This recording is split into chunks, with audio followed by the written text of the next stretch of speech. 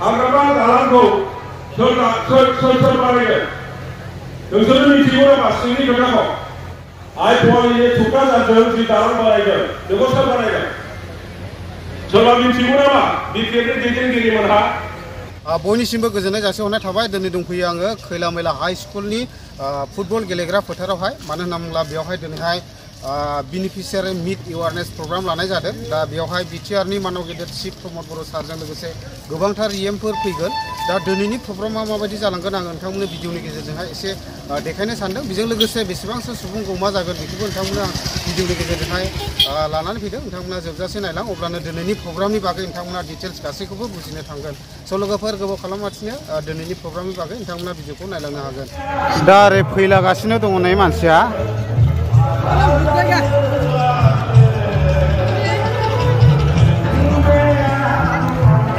ओमफ्राय आं एसे देखायनोसै प्रग्रामा नैबेयावनो जादों आरो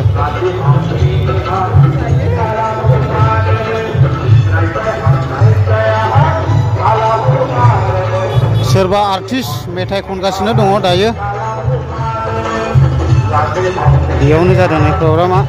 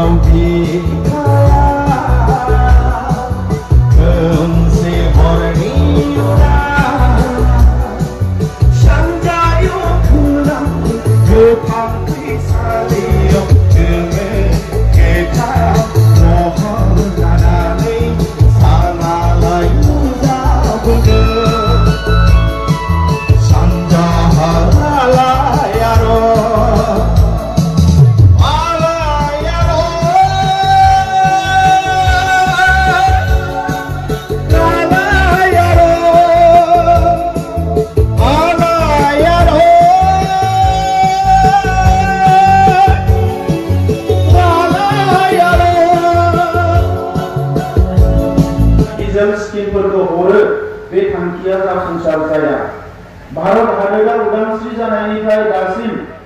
जोंनि गोरिब गुन्द्राफोरनि थाखाय आइजोफोरनि थाखाय जोंनि लाइमोनफोरनि थाखाय आबादारिनि थाखाय जोंहा जायफोर बैसोगोरा सुबुंफोरनि थाखाय गुबुन गुबुन थाखोनि सुबुंफोरनि थाखाय गुबुन गुबुन रोखोमनि बेनिफिसियारि स्किम्सफोरखौ एबा स्किम्सफोरखौ जोङो हरो आदिवासिनि दैदेनगिरिफोर माइनरिटि मुस्लिमफोरनि दैदेनगिरिफोर गुरखानि नेपालिफोरनि दैदेनगिरिफोर राजबंशी दैदेनगिरिफोर सुत्रधर दैदेनगिरिफोर गार' राभा बंगालि दैदेनगिरिफ्रा गासिबो माने इउपिपिएलआव जगदान जाजोबदों बेसो आसोल खोथाया आरो नोंथांमोनजों स्किमनि खोथा रायज्लायनायाव गोलाव टाइम जानांगौब्लाबो जोंनि भबिष्यतखौ नाहरनानै निसिमा हालामा बोरै दाफुंजाया निसिमाखौ जोङो मा सिन्था खालामनानै दंगासिनो दङ बोरै लांनांगौ बे खोथा बाथ्राफोरखौ बांसिन सावरायो हयथ' नोंथांमोना रावबो बावाखै बाहाय बेसेबां इउपिपिएल मानसि दं नोंथांमोना जुदि बयबो इउपिपिएल मानसिब्ला एसे अननानै आखाइ दैखांनाय खेबसे बयबो गासिबो आखाइ दैखांबाय सासे सानै गेजेराव थानो हागौ खारन बे सरकारि प्रग्राम नालाय सरकारनि आसनि मोननाय मोनैयाव सोरबाफोर थानो हागौ गुबुन पार्टिनिफ्राय सासे सानै थानो हागौ अरजाया आरो आङो बिथांमोन बायदि जायफ्रा इउपिपिएल नङा बिथांमोननो बांसिन खोथा बुंनो लुबैयो खोन्थानो लुबैयो जेन' गाबोन समफोरनो नोंसोरजों ज' रायज्लायलायनानै इउपिपिएलआव हाबो बाथ्रायानो आइ दै ओरै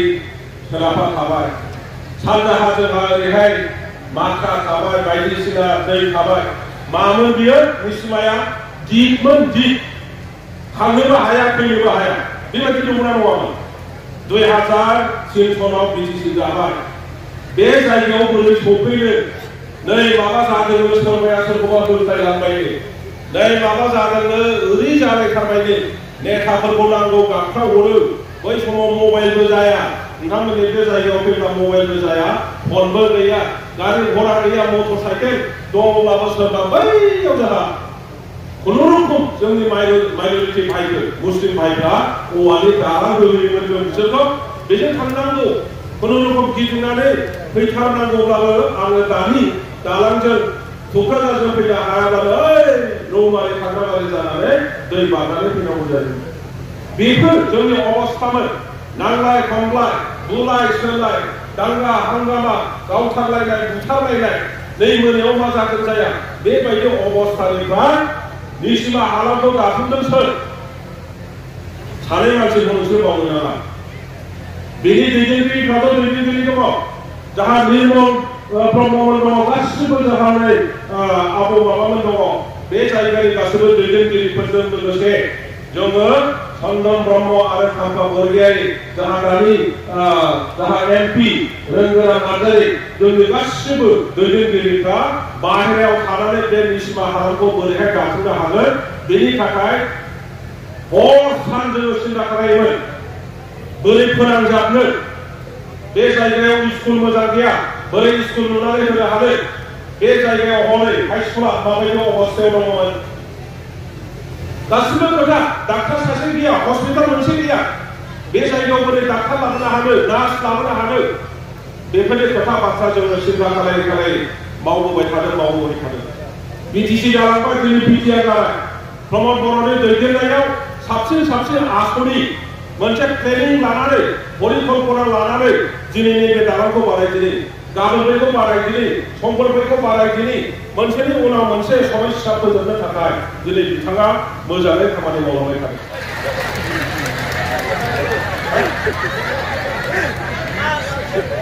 माने जोंना मा जायो बे गोदो बिटिआर होबाय थानानै जोंना सालायाव फैयो बिसोराबो बिदिनो जायो दाबो बे जोंनि अफिसनिफ्राय सोरबा थांनाया बिसोराबो बेबायदि जायो आं दिनै आरो खेबसेबाव बुंबावगोन जे जेम्स बसुमतारी आरो जेसेबां बिटिआरनि दैदेनगिरिफोर दङ इउपिपिएलनि दैदेनगिरिफोरजों सावरायनानै गाबोन समफोर बा थाबैनो जेन' इउपिपिएल दोलोआव हाबफैयो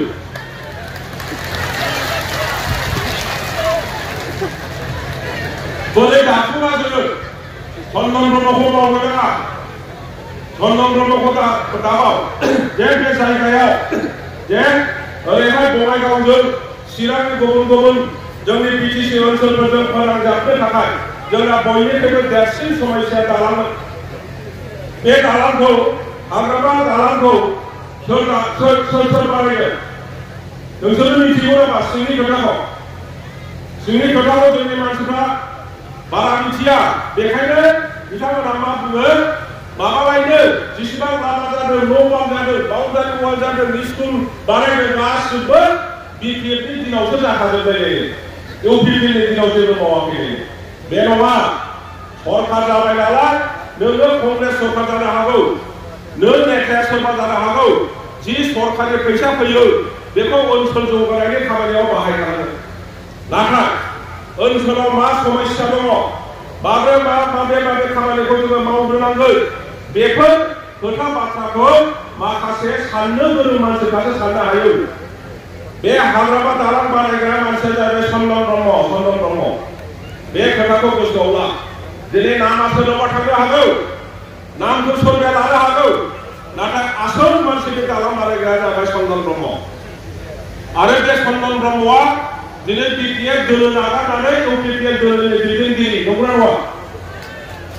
गतिके मानो बिटिआर नागारनानै फैदों बेवहायनो दं सिङाव खोथा बाथ्राया बेवहायनो दङ दानि जे आइ नदीनि बै आइ पवालिनि दालां आइ पवालिनि थुक्राझारजों जि दालां बानायदों बेखौ सोर बानायदों सोरबा मिथिगौ नामा बिटिआरनि दैदेनगिरिमोनहा आंथ' सानो जाहा जेम्स बसुमतारी बिथाङाबो मिथिया बेखौ आं बानायदों खाम्फा बरगयारिया बानायदों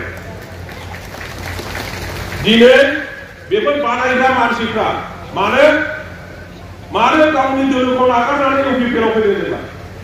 जों नुदों जे बिटिएफआव मोजाङै सावरायनाय गैया बिटिएफआव दैदेनगिरिफोरनि गेजेराव ज' समस्यानि प्रति बोरै मावलायनो बोरै खालामलायनो बेफोर खोथा बाथ्रा जाया आरो मोनसे प्लेनिं लानानै परिकल्पना लानानै खामानि मावा सरकारनि नै फैसा फैदों सोरबा जुदि कन्ट्राक्टरा एसे आगोल खालामफैनायब्ला बे कन्ट्राक्टरा जि बिदों बेखौनो जिराव बेबायदि जादों नाथाय दिनै प्रमद बर'नि दैदेननायाव बे UPPI सरकारा माखौ नायदों जोंनि समस्यानि प्रति नायदों जोंनाव मा समस्या दं जोङो बुङाखै जे नैबे जायगायावबो एयारप्लेन घाटि जानांगौ होननानै जोङो बुङाखै बे जायगायावबो रेल लाइन नांगौ होननानै जोंनि मानसिफ्रा बुङाखै मा बुंदों जोंनि फरायनायनि मोजांनि थाखाय जोंनि LP school ME school high school जोंनि जायगायावबो थानांगौ आरो बेखौ खालामनाय जादों दिनै प्रमद बर'आ बे साराय बोसोराव 800निबो बारा 1000सो स्कुलखौ लुफुंजोब्बाय बे खोथाखौ जों दा मिथिनो मोनदों आंबो शिक्षा विभाग नायदोंमोन शिक्षा विभाग नायनानै 15 बोसोराव आंबो खामानि मावबोदों नाथाय प्रमद बर'आ मोनसे प्लेनिं मथे बिथाङा खामानि मावदों दिनै बे जोबोद मोजां जादों जोंनि फिसाफोरखौ एसे अफिसार खालामनो IAS IPS खालामनो बा इन्जिनियार डक्टर खालामनो अबेबा सरकारि साकरि खामानि मावनो हानाय साख्रि लानो हानाय खालामनो जानला मोनला फरायलाबायनानै IAS जानाय नङा जानला मोनला जाब्ला माबानो फरायब्लानो MA BA जाब्लानो DC SP जानो हाया बेनि थाखाय दिनै प्रमद बर'आ दिल्लीयाव फाथायहरदों 50 गुबुन जाथिनि सेंग्रा सिख्लाफोर मोजां लेखा फरायनाय सेंग्रा सिख्लाफोरखौ दिल्लीयाव फ्रि कचिं होदों